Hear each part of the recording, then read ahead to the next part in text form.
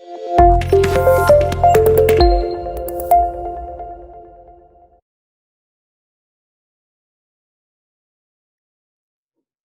Part of cash flow statement.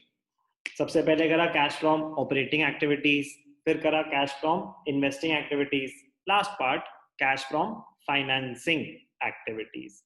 Financing activities में क्या आते हैं? Transactions relating to various sources of finance, long term and short term, internal and external, सारे sources of finance से related inflows and outflows.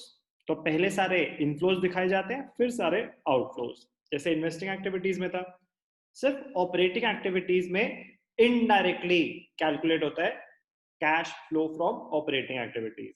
बाकी investing और financing में directly ही calculate हो रहा है कि इनफ्लोज क्या है, आउटफ्लोज क्या है, एडजस्ट कर दो, नेट फ्लो पता चल जाएगा। फाइनेंसिंग एक्टिविटीज में इनफ्लो के क्या क्या एग्जाम्पल हो सकते हैं? Proceeds from issue of shares, आपने शेयर्स इशू करे, अगर प्रीमियम पे इशू करे तो ऐड करके हमें तो दिखा ना पैसा कितना आया। आपने 1 लाख के शेयर्स 10% प्रीमियम पे इशू करे तो 1,10,000 आए होंगे। आप 1 लाख अलग सिक्योरिटीज प्रीमियम रिजर्व अलग दिखा दोगे तो भी वही है। बेटर रहता है proceeds from issue of shares. इसमें ध्यान क्या रखना है, कभी कभी कुछ शेयर इशू एक्सपेंसेस होते हैं, अंडरराइटिंग कमीशन हो सकती है, तो वो इसमें से माइनस करके दिखा देना, ये ध्यान रखना क्वेश्चन में अगर ऐसा आ जाए तो पहला inflow proceeds from issue of shares. Next proceeds from issue of debentures, तो शेयर्स इशू करेंगे पैसा आया, डिबेंचर्स इशू करेंगे पैसा आया। अगेन डिस्काउंट पे है तो पैसा काट के दिखा देना, प्रीमियम पे है तो पैसा ऐड करके दिखा देना। इसके अलावा इनफ्लो का क्या सोर्स हो सकता है? आपने लोन्स बोरो करे, बैंक लोन, कुछ भी शॉर्ट टर्म और लॉन्ग टर्म। एक और चीज आ सकती है यहाँ पे, इंक्रीज इन बैंक ओवरड्राफ्ट और कैश क्रेडिट, ये भी सोर्स ऑफ फाइनेंस है। अगर आपका बैंक ओवरड्राफ्ट का बैलेंस बढ़ गया, अगर आपका बैंक ओवरड्राफ्ट का बैलेंस बढ़ गया या कैश क्रेडिट का बैलेंस बढ़ गया, इंक्रीज, तो आपने इस साल बैंक से और क्रेडिट लिया होगा तो फाइनेंस रेज करा है आपने, इनफ्लो। आउटफ्लो क्या क्या हो सकते हैं? आउटफ्लो नेगेटिव आइटम्स ब्रैकेट्स में दिखाएंगे। जो आपने शेयर्स इशू करे थे, शेयर्स रिडीम नहीं होते, बाय बैक होते हैं। Shares are irredeemable during the life of the company, उनकी एक्सेप्शन क्या है? Redeemable preference shares. तो normally shares are irredeemable, but जब कंपनी चाहे उनको बाय बैक कर सकती है। तो बाय बैक में कंपनी पैसे दे रही है शेयर होल्डर्स को, तो इसीलिए it is an outflow.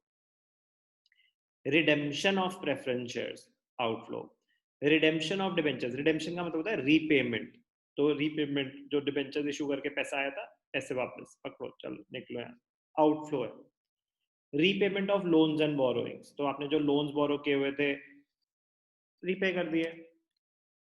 Decrease, decrease in bank overdraft, decrease in bank overdraft और कैश क्रेडिट। बैंक ओवरड्राफ्ट या कैश क्रेडिट का बैलेंस कम हो गया, कम होगा तो क्या रीजन हो सकता है? आपने रीपे कर दिया होगा तो कम हो गया, तो डिक्रीज इन बैंक ओवरड्राफ्ट और कैश क्रेडिट कम हो गया। ठीक है, अब इससे रिलेटेड कॉस्ट, आपने जो शेयर्स इशू करे आपको डिविडेंड पे करना पड़ेगा शेयर होल्डर्स को, तो इंटरिम डिविडेंड पेड या final dividend paid? Dividend paid is a financing activity, rules same है। प्रपोज डिविडेंड करंट ईयर का इग्नोर होता है, प्रीवियस ईयर का ऑपरेटिंग में ऐड बैक हो रहा था, यहाँ पे माइनस होता है। इंटरिम डिविडेंड तो ऑपरेटिंग में ऐड बैक हो रहा था, यहाँ पे माइनस होता है, डिविडेंड पेड इंटरिम और फाइनल। डिबेंचर्स कैरी इंटरेस्ट, तो interest paid on debentures operating activities में ऐड बैक हुआ था क्योंकि ये फाइनेंसिंग एक्टिविटी, यहाँ पे आउटफ्लो दिखा देंगे। ऐसे ही लोन्स पे, ओवरड्राफ्ट पे, कैश क्रेडिट पे जो हम इंटरेस्ट पे कर रहे हैं वो सब आउट फाइनेंसिंग एक्टिविटीज में आउटफ्लोज होते हैं।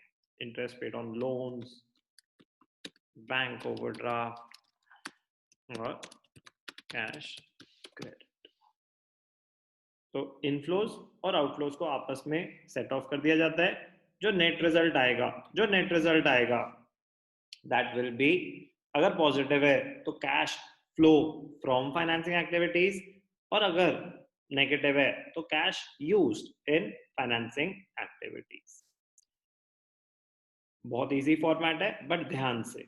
तो इनके इंफॉर्मेशन कहां से सोर्स करनी होगी? बैलेंस शीट में इक्विटी एंड लायबिलिटीज जो हेड में शेयर होल्डर्स फंड्स में शेयर्स की वैल्यू पता चल जाएगी, बढ़ रही है या कम हो रही है। नॉन करेंट लायबिलिटीज में, लॉन्ग टर्म बोरोइंग्स में डिबेंचर्स की वैल्यू पता चल जाएगी। लोन्स दे रखे होंगे तो उनकी वैल्यू बढ़ रही है या कम हो रही है वो पता चल जाएगी। करेंट लायबिलिटीज में बैंक ओवरड्राफ्ट और कैश क्रेडिट दे रखा होगा, उनकी वैल्यू बढ़ रही है कम हो रही है, वहां से वैल्यू पता चल जाएगी। तो ये सब चीजें हमें इंफॉर्मेशन डिराइव करनी पड़ती है, ये सारी इंफॉर्मेशन डिराइव करनी पड़ती है। अब ध्यान से देखना, इंटरेस्ट, ये होते हैं implied adjustments, interest on debentures, कभी कभी डिविडेंड भी कैलकुलेट करना पड़ता है। तो इसलिए होगा 8% डिवेंचर्स, 10% डिवेंचर्स, 12% डिवेंचर्स। तो ये इंटरेस्ट ऑन डिवेंचर्स क्या होती है? कॉस्ट होती है। क्या होती है? कॉस्ट होती है। अब कैलकुलेट कैसे करेंगे? अब दिया हुआ है 8% debentures, opening balance 1 lakh, closing balance 2 lakh debentures का। तो मतलब इस साल हमने और डिवेंचर्स इशू करे। अब कोई डेट मेंशन नहीं है, कोई भी डेट मेंशन नहीं है। जैसे मैं क्या बोल रहा हूं, आपको दे रखा है 8% डिवेंचर, ऐसे लिखा हुआ है 8% डिवेंचर्स, 2018-19 का बैलेंस है, 2019-20 का बैलेंस है, 1 लाख, 2 लाख। अब आपको 2 साल का डेटा दे रखा है। तो मेरा क्वेश्चन ये है कि जो इंटरेस्ट कैलकुलेट करोगे वो ओपनिंग बैलेंस पे कैलकुलेट करोगे या क्लोजिंग बैलेंस पे कैलकुलेट करोगे? आपको कुछ मेंशन नहीं है कि जो एडिशनल डिबेंचर्स इशू हुए कब हुए, कुछ मेंशन नहीं है।